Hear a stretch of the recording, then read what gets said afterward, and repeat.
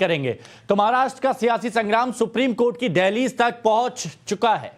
सूबे की सड़कों पर शिव सैनिकों ने कोहराम मचाया हुआ है। शिवसेना बागी विधायकों को खुलेआम धमकी दे रही है। तो वहीं एकनाथ शिंदे की बात की जाए तो एकनाथ शिंदे भी उसका तगड़ा जवाब देते नजर आ रहे हैं। रिपोर्ट देखिए।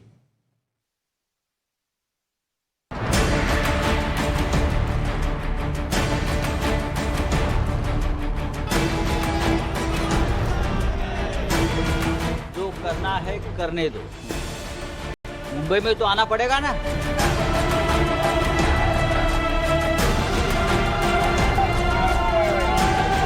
शिवसैनिक जमीन पर है, हजारों लाखों शिवसैनिक हमारे एक इशारा का इंतजार है बस। या 40 आमदारांच्या बॉड्या इथे येतील, त्याला डायरेक्ट सभागृहात पोस्टमार्टम मध्ये पाठवू। वही ना, फिर वही काम, धमकी धमकी और सिर्फ धमकी। मान मनोवल से बात नहीं बनी, प्यार पुचकार से बात नहीं बनी, तो उद्धव सरकार के गिरने का डर शिवसेना को इस कदर सताने लगा कि पार्टी के प्रवक्ता संजय राउत बदजुबानी पर उतर आए। शिंदे एंड गुट के सभी विधायकों के पोस्टमार्टम तक करने की बात कह डाली। जरा फिर से सुनिए संजय राउत ने क्या कहा। या 40 आमदारांच्या बॉड्या इथे येतील, त्याला डायरेक्ट सभागृहात पोस्टमार्टम मध्ये पाठवू। एक तरफ महाराष्ट्र की सड़कों पर शिंदे एंड टीम के खिलाफ कोहराम मचा है। शिवसेना के कार्यकर्ता एकनाथ शिंदे के खिलाफ सड़कों पर प्रदर्शन कर रहे हैं। पुरुष तो पुरुष, महिला शिवसेना कार्यकर्ता भी शिंदे के पोस्टर पर जूते मार रही हैं। शिंदे का पुतला जलाया जा रहा है। तो इस हालात के लिए शिवसेना प्रवक्ता ने धमकी भरे लहजे में पहले ही इशारा कर दिया था। शिवसैनिक जमीन पर है, हजारों लाखों शिवसैनिक हमारे एक इशारा का इंतजार है बस। बागी विधायकों के खिलाफ मचे कोहराम के बाद बार बार मिल रही धमकियों के खिलाफ Shinde and team supreme court में याचिका पहले ही डाल चुकी है। एकनाथ शिंदे ने भी एक ट्वीट किया और उद्धव ठाकरे पर निशाना साधा। शिंदे ने ट्वीट कर कहा कि हिंदू हृदय सम्राट बाला साहब ठाकरे की शिवसेना मुंबई में धमाका करके लोगों की जान लेने वालों का समर्थन कैसे कर सकती है, जिसका दाऊद से सीधा संबंध है।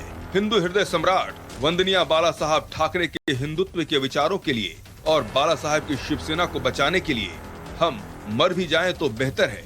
अगर ऐसा होता है तो हम सब अपने आप को भाग्यशाली समझेंगे। इधर संजय राउत की धमकी के बाद उद्धव ठाकरे के बेटे और महाराष्ट्र सरकार में मंत्री आदित्य ठाकरे भी कोई पीछे नहीं है। उन्होंने भी इशारों इशारों में शिंदे और बागी विधायकों को धमकी दे दी।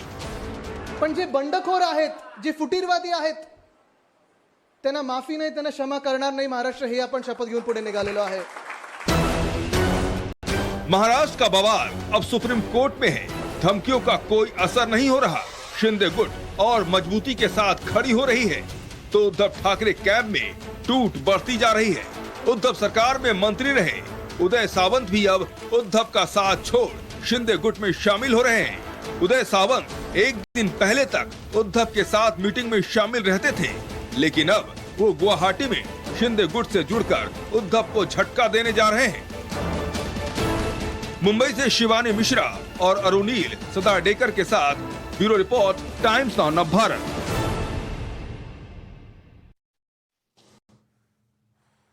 और देखिए महाराष्ट्र की सियासत इतनी रोचक हो गई है कि यहां पर जो नेता हैं वो फिल्मी स्टाइल में बयानबाजी भी कर रहे हैं। आदित्य ठाकरे ने भी इसकी शुरुआत की, एक रिपोर्ट दिखाते। पण शिवसैनिक म्हटल्यानंतर, आपला माणूस म्हटल्यानंतर आपण विश्वास ठेवतोच, अंधविश्वास ठेवतो। म्हणजे मला आता येताना थोडा डायलॉग थोडा मी ऐकत होतो, आठवत होता मला तो डायलॉग, मला वाटतं दिलवाले मधला आहे। हम शरीफ क्या हुए, पूरी दुनिया ही बदमाश हो गई।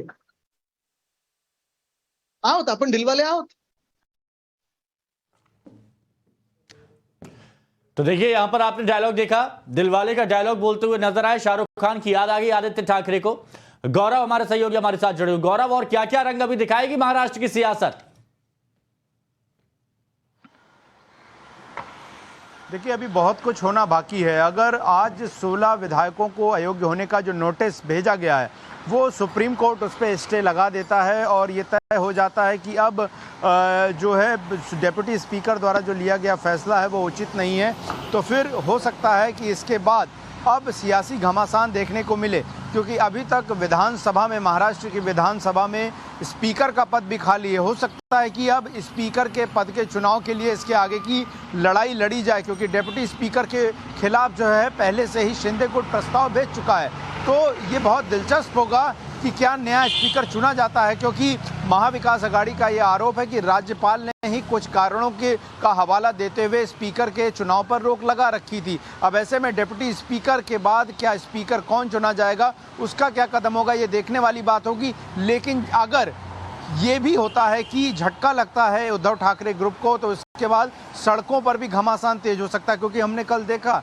कि शिंदे ग्रुप के जितने विधायक हैं उनके परिवार वालों के घर पर मुंबई पुलिस तो मौजूद ही है, लेकिन साथ ही साथ पैरामिलिट्री फोर्सेस की भी तैनाती की गई है, सेंट्रल पुलिस रिजर्व फोर्सेस लगाई गई है, बैरिकेडिंग की गई है, लोगों को आसपास फटकने नहीं दिया जा रहा है। तो ये सड़कों पर घमासान देखने को मिलेगा। और इसको सिर्फ हम मौजूदा स्थिति से आंक कर ना देखें, आने वाले समय में लोकल बॉडी इलेक्शन, जिसमें सबसे महत्वपूर्ण है बीएमसी का चुनाव, जिसके पास 1 लाख करोड़ का डिपॉजिट हमेशा रहता है, एक बड़ा बीएमसी का इलाका जिसमें तकरीबन 27 विधानसभा सीटें आती हैं मुंबई की, उस पर भी प्रभाव डालने की कोशिश जो है वो लगातार एक के बाद एक बनी रहेगी। तो ये लंबा राजनीतिक घमासान है जो कि विधानसभा से लेकर बीएमसी इलेक्शन से लेकर लोकसभा चुनाव तक को नजर में रख के किया जा रहा है। लेकिन इन सब के बीच में सवाल यही खड़ा होता है कि क्या सरकार अल्पमत में आ चुकी है, क्या महाराष्ट्र में कोई स्थिर सरकार ही नहीं है, और अगर ये बात राज्यपाल मानते हैं तो ऐसे में वो फ्लोर टेस्ट के लिए कह सकते हैं। इसके लिए इंतजार करना होगा, और हो सकता है सुप्रीम कोर्ट भी इस बात के लिए कहे कि महाराष्ट्र राज्य में अब जो है फ्लोर टेस्ट करके पहले यह तय कर लिया जाए कि क्या महाविकास अघाड़ी यानी कि उद्धव ठाकरे की सरकार के पास बहुमत है भी या नहीं है, क्या वो सरकार चलाने के लिए उनके पास पर्याप्त नंबर हैं या नहीं है। ये सारी लड़ाइयां जो हैं हमें आने वाले दिनों में महाराष्ट्र में देखने को मिल सकती हैं। बिल्कुल गौरव, इसके अतिरिक्त और भी बहुत हलचल है। एमएनएस प्रमुख राज ठाकरे के साथ फोन पर बात कर रहे हैं एकनाथ शिंदे। क्या एमएनएस में विलय की उनकी तैयारी है, क्या सोच विचार क्या चल रहा है? बिल्कुल, ये बहुत महत्वपूर्ण था कि राज ठाकरे जो हैं वो देर रात सर्जरी के बाद जो हैं वो अस्पताल से घर वापस लौटे, और मनसे से हमने कंफर्म किया कि ये फ़ोन कॉल गया था। हालांकि मनसे के सूत्र ये कह रहे हैं कि ये सिर्फ फ़ोन कॉल हालचाल लेने के लिए किया गया, लेकिन जिस तरीके से शिवसेना और संजय राउत पूरे सभी लोगों के द्वारा किया जा रहा है कि शिंदे गुट के पास अब जो है वो अपनी पार्टी को विलय कर लेने के अलावा कोई दूसरा विकल्प नहीं है, यानी कि वो शिवसेना पर अपना दावा नहीं ठोक सकते हैं। ऐसे में मनसे, जो कि खुद एक महाराष्ट्र का क्षेत्रीय राजनीतिक दल है, क्या उसके साथ भी उसी शिवसैनिक और हिंदुत्व मराठी वाली राजनीतिक विचारधारा के साथ एकनाथ शिंदे क्या कोई विकल्प तलाश रहे होंगे? ऐसे में अगर वो पार्टी पर क्लेम कर पाने में नाकामयाब होते हैं तो क्या वो किसी पार्टी में 2/3 बहुमत के साथ खुद को मर्ज कर लेंगे, विलय कर लेंगे? ये एक बहुत राजनीतिक विश्लेषक गौरव ये कह रहे हैं कि इतना आसान नहीं है नई पार्टी को मान्यता मिले, तो ऐसे में अगर कोई रास्ता बचता है एकनाथ शिंदे के सामने, वो यही है कि किसी न किसी के साथ मिलकर के वो आगे बढ़े। तो उन्हीं विकल्पों पर एकनाथ शिंदे आगे बढ़ते हुए नजर आ भी रहे हैं। बहरहाल गौरव, हम वापस आपके पास आएंगे। महाराष्ट्र में देखिए सियासी घमासान लगातार जारी है, और इस बीच एमएनएस चीफ राज ठाकरे से फोन पर बात एकनाथ शिंदे ने की है। उन्होंने बातचीत के दौरान राज ठाकरे से उनकी तबीयत के बारे में पूछा। और राज ठाकरे अपने कूल्हे की सर्जरी के बाद रिकवरी कर रहे हैं। वो कल ही अस्पताल से डिस्चार्ज हुए हैं, और एकनाथ शिंदे ने फोन घुमाया और उनसे बात की, उनका हालचाल भी जाना। तो राज की बात देखिए, वैसे तो बहुत सारी राज की बात महाराष्ट्र की सियासत में हमें सुनने को मिल रही हैं, देखने को भी मिल रही हैं, लेकिन ये राज की बात थोड़ी सी अलग है, क्योंकि इस वक्त बहुत से विकल्प तलाशे जा रहे हैं। अब क्या इसे विकल्प के तौर पर देखा जा सकता है? बिल्कुल, इसे भविष्य की तैयारियों के तौर पर देखा जा सकता है। तो जो सुना, जरा दर्शकों को हम ये भी दिखाते हैं कि राज की बात क्या है। वो राज की बात यहां पर हम बताते हैं कि बागी एकनाथ शिंदे का राज ठाकरे को फोन गया, हालचाल यहां पर पूछा गया। ये पूछा गया कि आपकी तबीयत कैसी है। और राज ठाकरे, आपको याद होगा, उद्धव ठाकरे के हिंदुत्व पर सवाल उठाते रहे हैं। एकनाथ शिंदे भी वही कर रहे हैं। फोन पर राज ठाकरे का हालचाल जाना है। फिलहाल ये खबर बाहर निकल कर आई है कि हालचाल जानने के लिए फोन किया था। दरअसल ऑपरेशन के बाद घर लौटे हैं राज ठाकरे, और इसीलिए जैसे ही वो घर लौटे, एकनाथ शिंदे ने तुरंत राज ठाकरे को फोन किया और राज ठाकरे की कूलर रिप्लेसमेंट की जो सर्जरी हुई थी उसके बाद वो अब घर पहुंचे हैं और वहां पर वो आराम कर रहे हैं। लेकिन देखिए, जब फोन गया तो सिर्फ इतनी बात नहीं होगी, बात बहुत सी हुई होंगी, लेकिन वो कब आएंगी सामने उसका इंतजार करेंगे। सूत्र यही बता रहे हैं कि दोनों के बीच राजनीतिक हालत पर चर्चा हुई है। बेशक ये खुद ना बोले इस बात को, लेकिन राजनीतिक हालात पर चर्चा हुई है। जिस तरह के सियासी संकट से महाराष्ट्र अभी जिस तरह के संकट में गोते लगा रहा है, और क्योंकि ये भी कहा जा सकता है क्योंकि महाराष्ट्र में हर पल एक नई सियासत की तस्वीर दिख रही है, तो निश्चित तौर पर इस पर बात होगी कि भविष्य में क्या तैयारी है, आने वाले वक्त में एकनाथ शिंदे अब क्या करने जा रहे हैं, या फिर अब आगे ये जो बागी विधायकों का गुट है वो क्या कदम उठाएगा। सवाल उठता है यहाँ पर। सियासत में कभी भी संभावनाएं खत्म नहीं होती हिमांशु। सवाल यहाँ पर उठता है कि कानूनी रूप से किसका पलड़ा भारी है, बागी विधायकों के दावों में कितना दम है, और उद्धव ठाकरे की शिवसेना इस दाव को कैसे काट रही है। इस रिपोर्ट में आप शिवसेना का पूरा जवाबी एक्शन समझ सकेंगे। कैसे सड़क, कानून और भावनात्मक तीनों तरीके से बागियों को कंट्रोल करने की इस वक्त कोशिश हो रही है।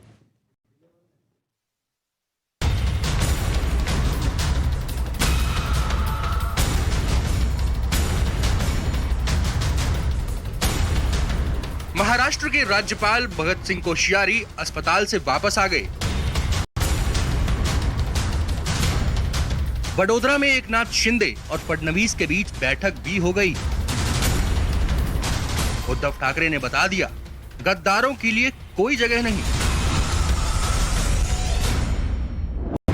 संजय राउत ने बागियों को मुंबई आने और देख लेने की चुनौती भी दे दी। स्पीकर ने बागी विधायकों को नोटिस थमा दिया। अब सवाल उठता है कि शह और मात के इस खेल में आगे क्या होगा। महाराष्ट्र विधानसभा के डिप्टी स्पीकर नरहरी जिरवाल ने शिवसेना के 16 बागी विधायकों को पहले ही नोटिस थमा दिया और कल शाम तक जवाब न मिलने पर एक तरफा फैसला लेने की चेतावनी दे दी। यानी 16 बागी विधायकों के निलंबित होने के आसार पूरे हैं, क्योंकि शिवसेना ने बागी विधायकों के खेमे में डर फैलाने के लिए एक्शन लेने का मन बना लिया है। वहीं शिंदे गुट ने डिप्टी स्पीकर के नोटिस को तानाशाही बताते हुए कोर्ट जाने की तैयारी कर ली है। अभी जो महाराष्ट्र में राजनीतिक परिस्थिति खड़ी हुई है, उसके लिए जो लड़ाई शुरू है वो अभी राजनीतिक लड़ाई नहीं है, अब कानूनन लड़ाई भी शुरू हुई है। बोलने से कि हम लोग के पास 2/3 मेजॉरिटी है, इससे कोई फर्क नहीं पड़ता है डिस्क्वालिफिकेशन पे। जब तक आप अपनी जो MLAs है कोई और पार्टी में मर्ज नहीं कर सकते, that till that time disqualification applies. And आज तक कोई मर्जर नहीं है। ये जो मर्जर का कॉन्सेप्ट आया 2003 में, इसके पहले जो था स्प्लिट का प्रोविजन था कॉन्स्टिट्यूशन में कि आप 1/3 लेके फैक्शन बना सकते हैं। तो इनको जो भी लीगल एडवाइस दे रहे हैं उनको सोचना पड़ेगा कि ये क्या डिलीटेड अमेंडमेंट पे ये पूरा कार्रवाई हो रहा है, या जो अभी जो मौजूदा सिचुएशन है कि जब तक मर्जर ना हो ये डिस्क्वालिफिकेशन से बच नहीं सकते। नोटिस का जवाब देने के लिए बागी विधायकों को कम से कम 7 दिन का समय देना चाहिए था, लेकिन स्पीकर के नोटिस के बावजूद उद्धव ठाकरे को एक और बड़ा झटका लगा है।